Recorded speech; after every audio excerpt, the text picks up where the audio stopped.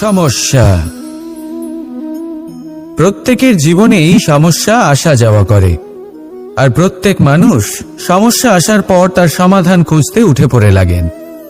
কিন্তু যখনই সমস্যার সমাধান হয়ে যায়, আমরা সুপ্রসন্ন হয়ে যাই এবং অসাবধানও হয়ে যাই। আমাদের মনে হয় যে আমরা সম্পূর্ণরূপে সমস্যার অন্ত করেছি, কিন্তু কোথাও না কোথাও একটা ছোট্ট বীজ রয়েই যায়, আর সেই বীজ আমাদের অসাবধানতার ছত্রছায়ায় বড় হতে থাকে, আর তারপর মহা সংকট হয়ে আবার আমাদের উপর আক্রমণ করে। এই সংকট যে কোনো রূপে আসতে পারে, কোনো শত্রুর রূপেও আসতে পারে, বা কোনো মহামারীর রূপেও আসতে পারে। সেই জন্য সবসময় সাবধান থাকাই উচিত, কারণ অসাবধান হলে কি হয়, আমাদের সুরক্ষা চক্রে একটা ছেদ উৎপন্ন হয়, আর আমাদের শেষ করতে পারে এমন এক বাণ সেই ছেদ বিন্দু হয়ে আমাদের হৃদয়ে প্রবেশ করতে পারে। তাই যে কোনো সমস্যার সমাধান করুন, জয়ী হন, উৎসবও পালন করুন, কিন্তু সাবধানে থাকবেন। আসুন আর আমার সাথে ভালোবেসে বলুন, রাধা রাধা। কর্ম, ধর্ম আর কর্তব্য, এই তিনটি একে অপরের সাথে জড়িত, আর অনেক সময় এই তিনটি পালন করতে করতে আমাদের সেই ব্যক্তির সামনে গিয়ে দাঁড়াতে হয়, তার বিরুদ্ধেই যেতে হয়, যাকে আমরা সব থেকে বেশি ভালোবাসি। কিন্তু সেইখানেই যুদ্ধ, কোনো ব্যক্তিগত যুদ্ধ থাকে না। এ হলো কর্ম, ধর্ম আর কর্তব্যের যুদ্ধ। এটা সরল নয়, অত্যন্ত কঠিন হয় তার সম্মুখীন হওয়া যাকে আমরা সব থেকে বেশি সম্মান করি। কিন্তু আমাদের তো আমাদের ধর্মের পথে চলতেই হবে, কারণ আমরা কর্মবদ্ধ, কর্তব্যবদ্ধ, আর এটাই করা উচিত। শুধু এটুকু মনে রাখবেন, যদি আপনার উদ্দেশ্য শুভ হয়, আপনার ভাবনা শুভ হয়, আপনি যদি কর্ম, ধর্ম আর কর্তব্যের পথে অগ্রসর হন, তাহলে এই প্রক্রিয়াতে যদি আপনাকে আপনার আরাধ্যেরও সামনে দাঁড়াতে হয়, তাহলেও আপনার কোনো ক্ষতি হবে না। তাহলে আসুন আর আমার সাথে ভালোবেসে বলুন, রাধা রাধা। মানুষের কোন বিষয়ে অহংকার থাকে? সময়, ক্ষমতা, শরীর আর সম্পত্তি। আর এই চারটেই সর্বদা সঙ্গে থাকে না। কি বিচিত্র ব্যাপার! আপনি নিজেই দেখুন, সময় আজ ভালো হলেও কাল অবশ্যই খারাপ হতে পারে। ক্ষমতা আজ আপনার থাকলেও কাল তা নাও থাকতে পারে। এই শরীরটা তো নশ্বরই বটে। যত আপনি বার্ধক্যের দিকে অগ্রসর হবেন, দুর্বল হতে থাকবেন, সৌন্দর্য ক্ষীণ হতে থাকবে। আর সম্পত্তি আজ আপনার, কাল অন্য কারোর হয়ে যাবে। আর এই সমস্ত নশ্বর জিনিসে মন কেন্দ্রীভূত করতে করতে ব্যক্তি ভুলে যান সেই বিষয়গুলি যা সর্বদা আপনার সাথে থাকবে, আপনার ঢাল হবে, আপনার সম্বল হয়ে থাকবে। আর তা হল আপনার স্বভাব, বুদ্ধি, সৎসঙ্গ আর খাঁটি সম্পর্ক। নিজের স্বভাব শীতল রাখুন, কর্মে বুদ্ধির পরিচয় দিন, সর্বদা ভালো মানুষের সাথে সময় কাটান, আর খাঁটি সম্পর্ক সর্বদা পালন করুন। জীবনে সর্বদা সুখী হবেন। রাধা রাধা। আমরা কর্ম করি, আর সেই কর্ম অনুসারে আমাদের তার ফল প্রাপ্ত হয়।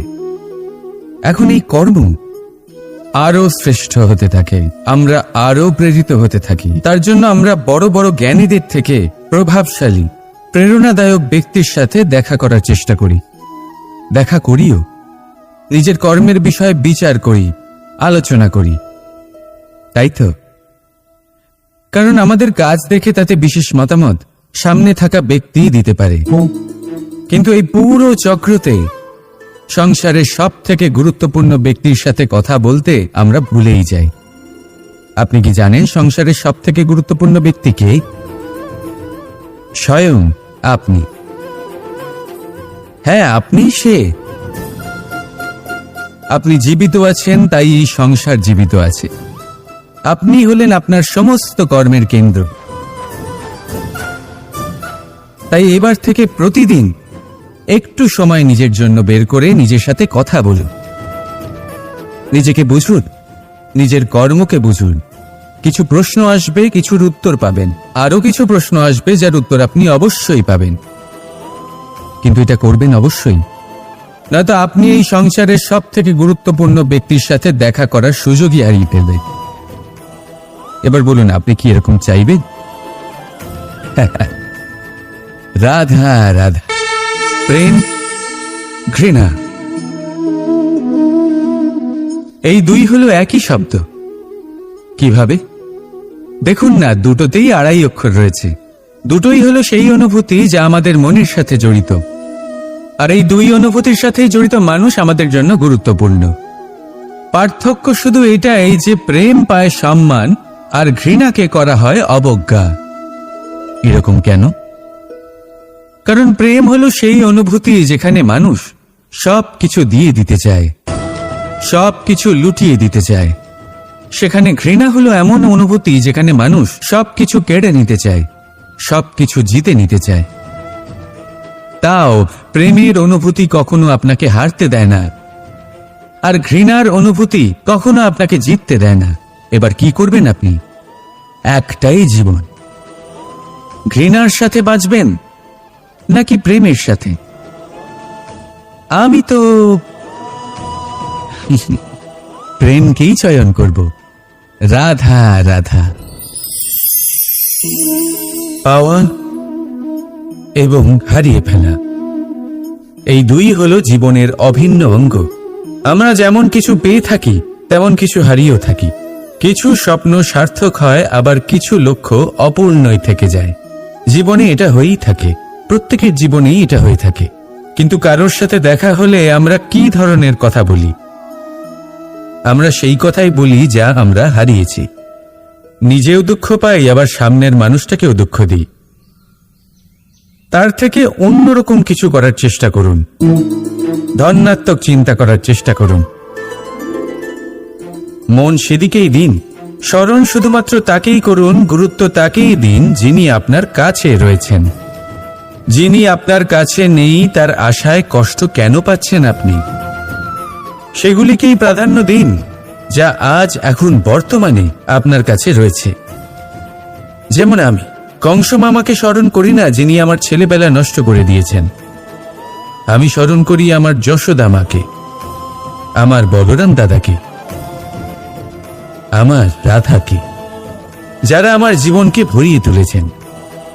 আপনিও ঠিক এটাই করুন, আর আমার সাথে ভালোবেসে বলুন, রাধা রাধা।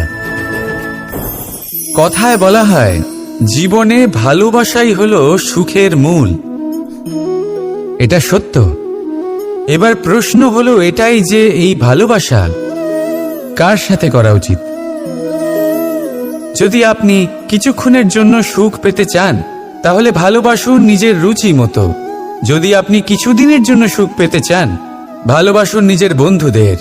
যদি আপনি কয়েক মাসের জন্য, কয়েক বছর বা অনেক বছরের জন্য সুখী হতে চান, তাহলে ভালোবাসুন নিজের পরিবারকে, মাতা পিতা, নিজের সন্তান, স্বামী স্ত্রী, নিজের আত্মীয়দের। কিন্তু যদি আপনি চিরকালের জন্য সুখী হতে চান, তাহলে ভালোবাসতে হবে শুধু নিজের কর্মগুলিকে। কারণ সম্পর্ক যেমনই হোক না কেন, কখনো না কখনো ভেঙে যাবেই। এই সংসার হলো এমনই যে যাদের সঙ্গ আমরা পাই, তাদের সঙ্গ একদিন ত্যাগ করতে হয়। শুধু কর্মই হলো এমন এক সঙ্গ যা কখনো আপনাকে ত্যাগ করবে না। আপনার মৃত্যুর পরেও এই কর্ম আপনাকে বাঁচিয়ে রাখবে। তাই সবসময় মনে রাখবেন, এই কর্ম ধর্ম মনে করে পালন করা উচিত। জীবনের শেষ মুহূর্ত পর্যন্ত কর্মকে ভালোবাসুন। জীবনের শেষ মুহূর্ত পর্যন্ত সুখে থাকবেন। আর আমি তো সবসময় বলি, শুধু কর্ম করতে থাকো, ফলের চিন্তা করো না। তাহলে আসুন আর আমার সাথে ভালোবেসে বলুন, রাধা রাধা। সদিচ্ছা। দেখতে গেলে 3 অক্ষরে তৈরি এই শব্দ, কিন্তু সমস্ত ত্রিলোক তার উপরেই আধারিত। আপনি এই সংসারে এসেছেন, তখন অবশ্যই শ্বাস নেবেন, কিন্তু তার বদলে আপনাকে কিছু তো দিতেই হবে। আপনার উপর নির্ভর করছে আপনি কি দেবেন। কি দেবেন এই সংসারকে, এই সমাজকে, নিজের পরিবারকে, আর তার বদলে কি নেবেন? যশ নাকি অপযশ? দেখুন, এক ছিল রাবণ, যে কিনা সমুদ্র পার করল সীতাকে অপহরণ করার জন্য, আর এক ছিলেন রামচন্দ্র, যিনি সমুদ্র পার করেছিলেন, সেতু বানিয়ে গিয়েছিলেন সীতাকে ফিরিয়ে নিয়ে আসার জন্য। দুজনেই সমুদ্র পার করেছিলেন, শুধু পার্থক্য ছিল সদিচ্ছাকে বোঝার, লক্ষ্যের। অনেক মানুষের যাত্রা একরকম হতেই পারে, কিন্তু আনন্দ তখনই লাভ করবেন যখন লক্ষ্য শুভ হবে, মহান হবে। এই লক্ষ্য দিয়ে এই সংসারের কল্যাণ হবে এবং মানুষের সম্মান হবে। যদি আপনার সংকল্প উচিত হয়, তাহলে আপনার লক্ষ্য উচিতই হবে, নয়তো শুধুমাত্র বিনাশ হবে। আর উচিত এটাই হবে যে বিনাশের হাত থেকে যেন নিজেকে বাঁচানো যায়, কি বলেন? তাই জীবনে যে লক্ষ্য স্থির করছেন, মনে রাখবেন তা যেন শুভ লক্ষ্য হয়। যদি এরকম হয়, তাহলে আপনার যাত্রা, আপনার জীবন দুটোই শুভময় হবে। আসুন আর আমার সাথে ভালোবেসে বলুন, রাধা রাধা।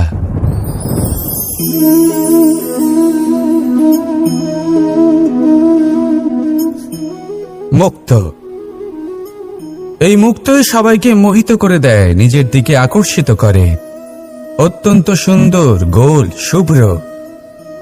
মুক্ত দ্বারা নির্মিত আভূষণ, তা হয়তো সে মুকুটই হোক বা কোনো স্ত্রীর অলংকার, তাকে আরো সুন্দর করে তোলে, তাকে আরো সুন্দর দেখতে লাগে। এবার এই মুক্তকে এত সুন্দর দেখার জন্য কত কষ্ট সহ্য করতে হয়, তা কি কখনো আপনি ভেবেছেন? এই মুক্ত ঝিনুক থেকে বের করা হয়, ঝিনুক যা কিনা সমুদ্রের তলদেশে থাকে। ওকে কত কষ্ট সহ্য করতে হয়, জলের চাপ সহ্য করতে হয়, সমুদ্রের স্রোত সহ্য করতে হয়। এই ঝিনুককে এত কষ্ট সহ্য করতে হয়, এই মুক্তকে এত কষ্ট সহ্য করতে হয়, তারপরে এর রূপ এত সুন্দর হয়। যদি আপনিও আপনার পরিশ্রমের সৌন্দর্য, নিজের পরাক্রমের সৌন্দর্য এই সংসারে প্রকাশিত করতে চান, তাহলে আপনাকেও কষ্ট সহ্য করতেই হবে। তাই জীবনে যখনই সংকট আসবে, বিপদ আসবে, সমস্যা আসবে, তখন একে সুযোগ হিসেবে গ্রহণ করুন। কারণ এই বিপদের সাথেই লড়াই করে আপনি মুক্তর মতোই পরিশুদ্ধ হয়ে উঠবেন। তাহলে আসুন আর আমার সাথে ভালোবেসে বলুন, রাধা রাধা। যখনই আমরা কথা বলি জলরাশির বিষয়ে, যখন আমরা তুলনা করি, তখন আমাদের খুব ভালো লাগে মিষ্টি সরোবর, পুকুর, নদী। আর আমরা অপেক্ষা করে থাকি সাগরের জন্য, সমুদ্রের জন্য। কেন করি? কারণ এই সাগর, এই সমুদ্র, এ হলো অত্যন্ত বিশাল আর ভয়ানক। এর জলও কিন্তু নোনতা, যা আমরা পান করতে পারি না। কখনো ভেবে দেখেছেন এই সমুদ্রের অন্তরে এই নোনতা জল, এই নোনতা ভাব, এটা আসে কোত্থেকে? এই যে সমুদ্র, যে প্রবাহমান নদীর থেকে যে খনিজ নির্গত হয়, তার ভান্ডার হলো এটা। সেই খনিজকে নিজের অন্তরে গ্রহণ করে, সেই নোনতা ভাব নিজের মধ্যে সমাহিত করে, আর তারপর সেই নোনতা জল বাষ্পে পরিণত হয়ে ওপরে উঠে যায়, যা মেঘ হয়ে আপনার ওপর মিষ্টি বৃষ্টি হয়ে ঝরে পড়ে। এ হলো সমুদ্রের ত্যাগ, যার জন্য আপনি মিষ্টি জল পান করতে পারছেন, সে নদী থেকেই হোক বা সরোবর থেকে। সেই জন্যই হয়তো সাগর হলো এত মহান, হয়তো সেই জন্যই রত্ন সাগরে পাওয়া যায়।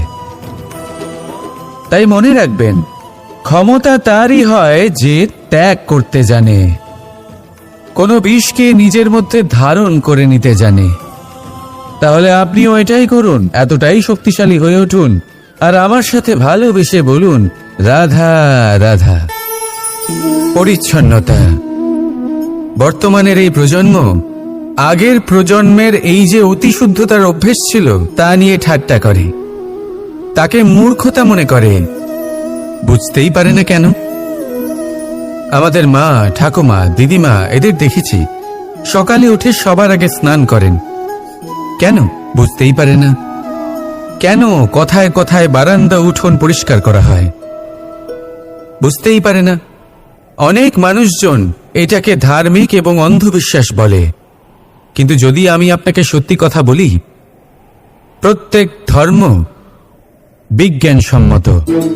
প্রত্যেক কাজের পেছনে বৈজ্ঞানিক সত্যতা লুকিয়ে রয়েছে, কিন্তু প্রত্যেক মানুষ সেই নিয়ে কতটা ভাবেন, কতটা বোঝেন আর কি পদক্ষেপ নেন তা হলো আলাদা এবং অত্যন্ত গুরুত্বপূর্ণ, কিন্তু তা হলো বিজ্ঞানসম্মত। আজও যখন আমি আগে বাড়ি যাই, মা সবার আগে আমার হাত পা ধুয়ে দেন, তারপর সবকিছু। তাই আপনি পরিচ্ছন্ন থাকুন, তাহলে আপনি সুস্থ থাকবেন। তখনই আপনার মনে ভক্তিভাব আসবে, তখনই এই সমগ্র সংসারকে সামলানোর শক্তি অর্জন করতে পারবেন। তাহলে পরিচ্ছন্ন থাকুন, সব ভালো থাকবে। রাধা রাধা। এটা দেখতে পাচ্ছেন? আপনি নিশ্চয়ই জানেন এটা কি। এটা বড়ই বিচিত্র এক বস্তু। এটা হলো কয়লা। আমি একে বিচিত্র এই কারণে বলছি, ভেবে দেখুন, যদি এটা গরম হয় আর আপনি এটাকে ধরে ফেলেন, এটা আপনার হাত পুড়িয়ে ফেলবে। আর যদি এটা ঠান্ডা হয় আর আপনি এটা ধরেন, তাহলে এটা আপনার হাতে কালি লাগিয়ে দেবে। অর্থাৎ যে কোনো পরিস্থিতিতেই, যে কোনো রূপেই থাকুক না কেন, গরম হোক অথবা ঠান্ডা, এটা কোনো না কোনোভাবে আপনার ক্ষতি অবশ্যই করবে। এরকমই হয় খারাপ মানুষজন, বদসঙ্গ, ঠিক কয়লার মতো। আপনি যদি কিছু নাও করেন, যাই হয়ে যাক, এরা যদি আপনার কাছে থাকে, তাহলে কোনো না কোনোভাবে জীবনে আপনার কোনো না কোনো ক্ষতি অবশ্যই হবে। তাই নিজের জীবনে সবসময় সঙ্গতের নির্ণয় অত্যন্ত ভেবেচিন্তে করবেন। রাধা রাধা। ইচ্ছে, সিদ্ধান্ত আর নিশ্চয়তা, এই শব্দগুলো আমরা আমাদের জীবনে অনেকবার শুনেছি, তাই না? জীবনে অনেক সময় অনেক কিছু পেতে খুবই ইচ্ছে করে, কিন্তু শুধু ইচ্ছে হলেই কি সবকিছু পাল্টায়? সবকিছু পাওয়া যায়? অনুর্বর জমিতে বাস করা ব্যক্তির মনে ইচ্ছে হয় যেন সে শীতল জল পায়, কিন্তু সে পায় না। যে এক কুয়ো খোঁড়ার সিদ্ধান্ত নিয়েছে, সে মাটি খোঁড়ার জন্য কোদাল অবশ্যই পেয়ে যায়। আর যে নিশ্চিত করে নিয়েছে, সে দেরি করে হলেও সেই শীতল জল অবশ্যই পেয়ে যায়। তাই জীবনে কেবল ইচ্ছে করবেন না, সিদ্ধান্ত নিন আর তারপর নিশ্চিত করুন, সব পেয়ে যাবেন। আর ভালোবেসে বলুন, রাধা রাধা। স্বপ্ন আর লক্ষ্য একই মনে হয়। এই দুইয়েরই কথা মানুষ কল্পনা করেন, এই দুই মানুষ অর্জন করতে চান। আর এই দুই পূর্ণ হলে মানুষ নিজেকে অত্যন্ত ভাগ্যবান বলে মনে করেন। কিন্তু এই দুইয়ের মধ্যে পার্থক্য আছে। পার্থক্য এই যে স্বপ্নের জন্য বিনা পরিশ্রমের ঘুম দরকার হয়, আর লক্ষ্যের জন্য বিনা ঘুমের পরিশ্রম। যে ব্যক্তি ঘুমের মধ্যে স্বপ্ন দেখতে থাকেন, জেগে ওঠার পর তার হাত খালি থেকে যায়।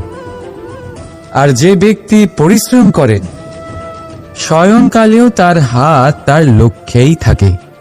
তাই যদি স্বপ্নও দেখতে হয়, তাহলে লক্ষ্য জেনে পরিশ্রম করুন আর ভালোবেসে বলুন, রাধা রাধা।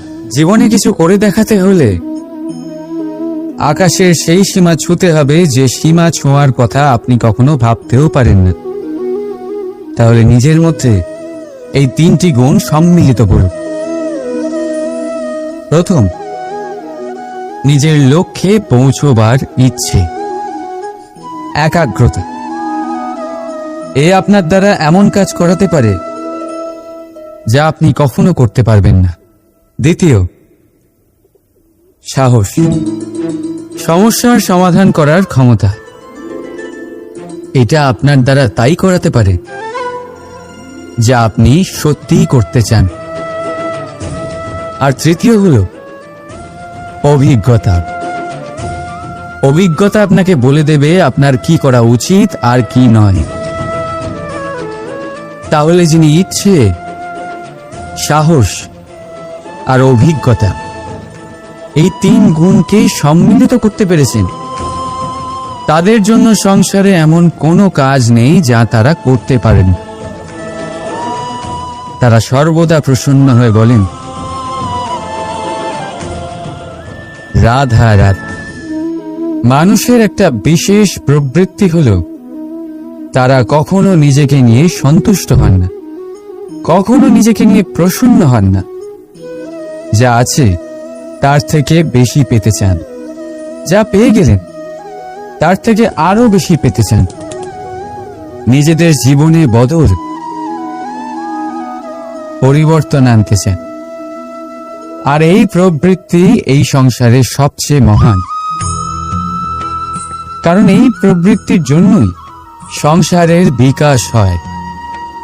কিন্তু এই বদলের জন্য মানুষ তার খোঁজে থাকেন যা তার জীবনে বদল আনতে পারবে, তাকে পথ দেখাতে পারবে, তার জীবনে পরিবর্তন আনতে পারবে। আর তাই মানুষ সংসার জুড়ে তাকেই খোঁজেন যিনি তার পাশেই আছেন।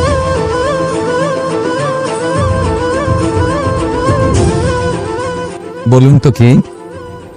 যদি কেউ আপনার জীবন বদলাতে পারে তবে তাকে আয়নায় দেখুন। আপনি নিজেই সে যে নিজের জীবন বদলাতে পারে, নিজেই নিজের পথপ্রদর্শক হতে পারে,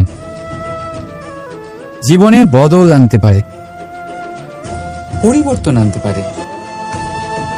তাই চিনুন নিজের অন্তরের শক্তিকে, আর এটা বিশ্বাস করুন যে এই সংসারে আপনার থেকে বেশি শক্তিশালী আর কেউ নেই। জীবন বদলে যাবে আপনার। আর অন্ধবিশ্বাস নয়, আত্মবিশ্বাসের হাত ধরুন। আপনার সমস্যা আপনা থেকেই দূর হয়ে যাবে। তাই ভালোবেসে বলুন, রাধা রাধা। প্রদীপ জ্বালানোর কাজ বড়ই আনন্দদায়ক। উজ্জ্বলতার এই শিখা যেন আত্মার মধ্যে গিয়ে মনে উল্লাস ভরে দেয়।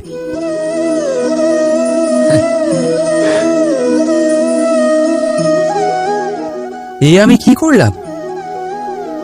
আমি একে নিভিয়ে দিলাম, অথচ এই দিয়েই আমি অন্য প্রদীপগুলি জ্বালিয়েছিলাম। কারণ যতক্ষণ এই শিখা অন্য প্রদীপগুলিকে জ্বালাচ্ছিল ততক্ষণ এই নিজেও জ্বলছিল। কিন্তু যেই ও এই কাজ করা ছেড়ে দিল তখন একেও নিভতে হল। বুঝলেন? সেরকমই জীবন হলো উজ্জ্বলতা দেওয়ার আরেক নাম। যদি জীবনে শুভ কাজ করেন, অপরের উপকার করে, অন্যদের সহায়তা করে, তাহলেই জীবিত থাকবেন। আর যেদিন এই কাজ করা আপনি বন্ধ করে দেবেন, শ্বাস প্রশ্বাস নেওয়া সত্ত্বেও মৃত হয়ে যাবেন। তাই যতক্ষণ শ্বাস চলছে আশারূপী উজ্জ্বলতা ছড়াতে থাকুন। বিশ্বাস করুন, মৃত্যুর পরেও আপনি অমর থাকবেন। তাই ভালোবেসে বলুন, রাধা রাধা। যবে থেকে জীব প্রাণের অস্তিত্ব পেয়েছে তবে থেকেই আরো একটি শব্দ জন্ম লাভ করেছে, সংঘর্ষ। জন্মলগ্ন থেকেই মানুষকে বাঁচার জন্য সংঘর্ষ করে যেতে হয়। কখনো নিজের লক্ষ্যে পৌঁছবার জন্য সংঘর্ষ করতে হয়, আর কখনো যা পেয়েছেন তাকে রক্ষার জন্য সংঘর্ষ করতে হয়। কিন্তু প্রত্যেকে একই অভিযোগ করে যে সংঘর্ষ করার সময় ভীষণ কষ্ট হয়। আপনি যোদ্ধা হলে প্রহার আপনাকে সহ্য করতেই হবে। সাঁতার শিখতে হলে জলে আপনাকে প্রবেশ করতেই হবে। পায়ের তলায় তাদেরই কড়া পড়ে যারা রোজ হাঁটেন, আর যারা হাঁটেন তারা নিজেদের লক্ষ্যে অবশ্যই পৌঁছন। তাই মনে রাখবেন, জীবন ততক্ষণই আছে যতক্ষণ কর্ম করবেন। তাই সংঘর্ষ করতে থাকুন, কষ্ট ভুলে যান, আর আমার সাথে ভালোবেসে বলুন, রাধা রাধা। মানুষ সর্বদা ফলাফলের কথা ভাবে, যে আমি যা করতে চলেছি তার ফল কি হবে, তার পরিণাম কি হবে। কিন্তু এর চিন্তা কেন? কারণ কর্ম যদি শুভ হয় তাহলে তার পরিণাম খারাপ হতেই পারে না। শুভ চিন্তা নিয়ে যারা কর্ম করেন তাদের ফলের চিন্তা কিসের? যারা ফুল বিক্রি করেন তাদের মাঝে সাঝে কাঁটা নিশ্চয়ই ফোটে, কিন্তু সুগন্ধ তাদের হাতে থেকেই যায়। এর সন্ধানে কয়লার খনিতে নামা ব্যক্তি কালিমা লিপ্ত হয়ে গেলেও তার হাতে হিরে অবশ্যই থাকে। তাই শুভ চিন্তা নিয়েই কর্ম করে যান, পরিণাম শুভই হবে। আর ভালোবেসে বলুন, রাধা রাধা। মন, মানুষ, মান, এই তিনেরই প্রারম্ভ ম দিয়ে হয়, তাই না? কিন্তু আজ আমরা কথা বলবো মানের বিষয়। মানই সেই ভাব যা আমাদের মনকে সন্তুষ্ট করে।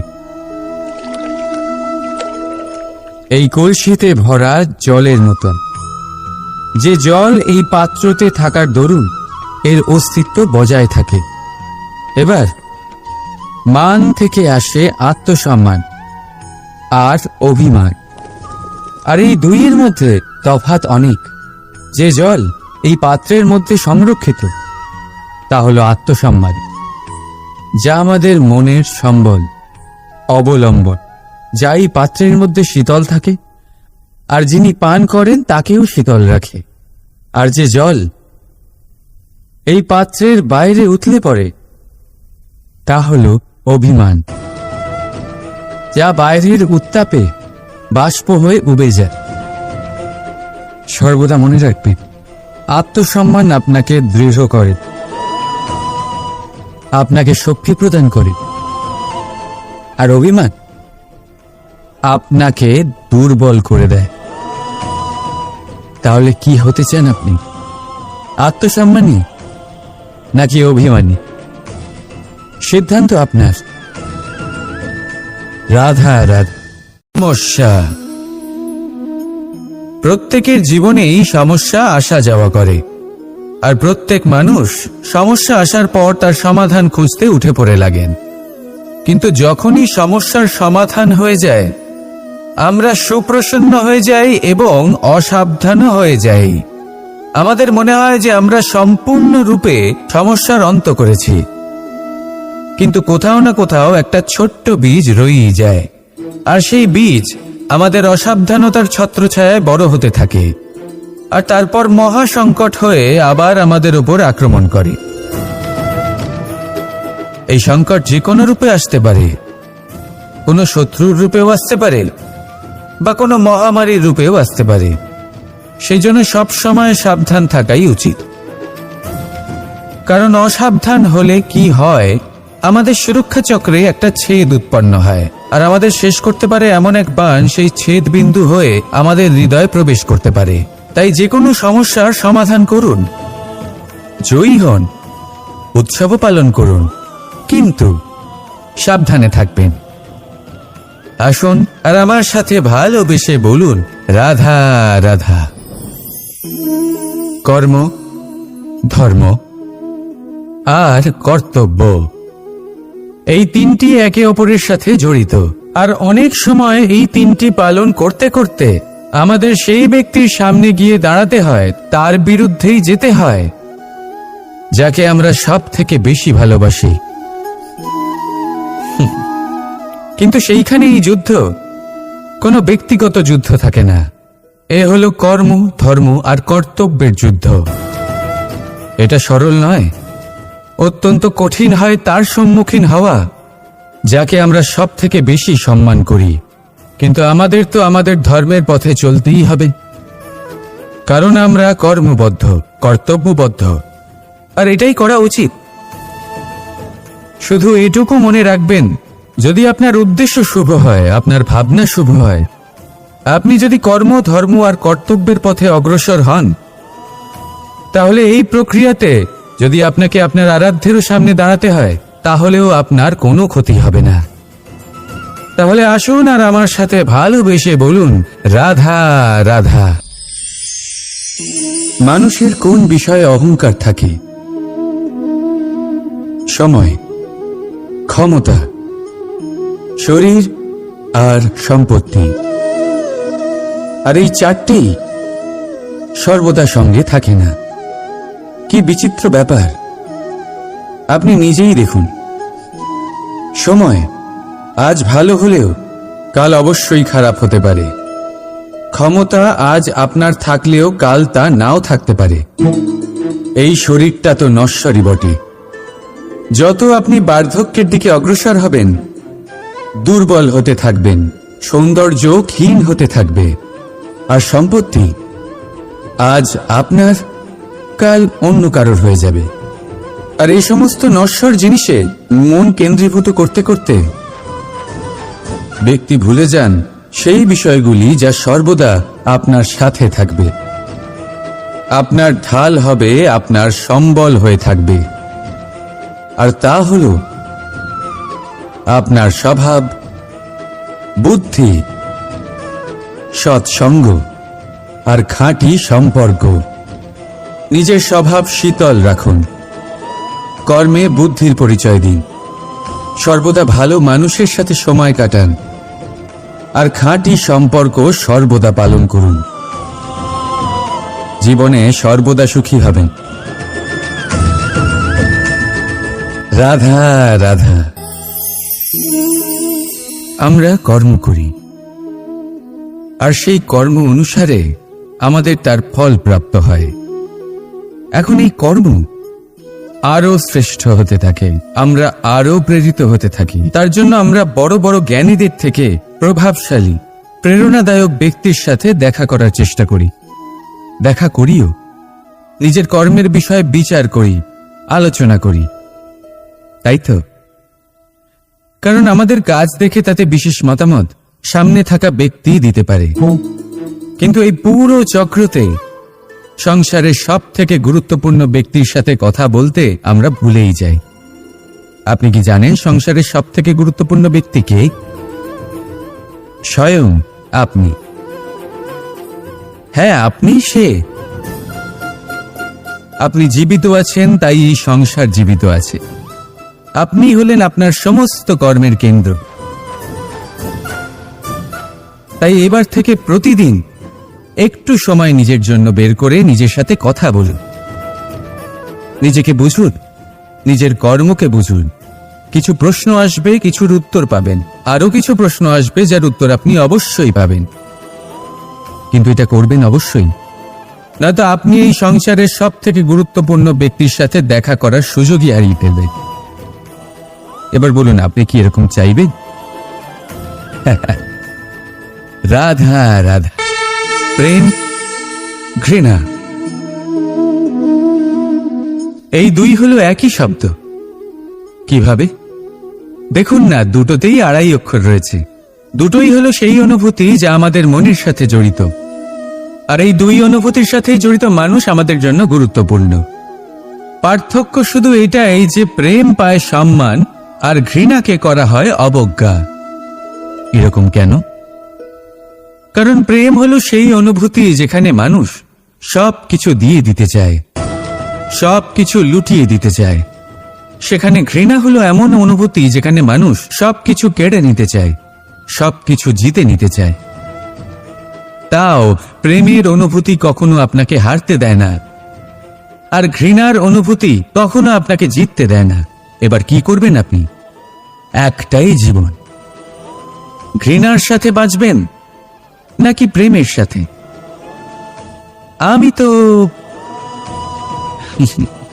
প্রেমকেই চয়ন করব। রাধা রাধা।